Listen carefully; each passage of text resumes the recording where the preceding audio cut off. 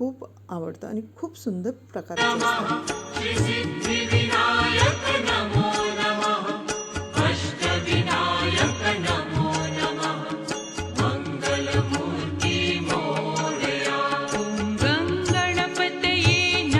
हे इथं शिवलिंग आहे आणि पुढे झालं आमचं गणपती बाप्पाचं दर्शन आणि इथं सुरू होती बाप्पाच्या आरतीची तयारी.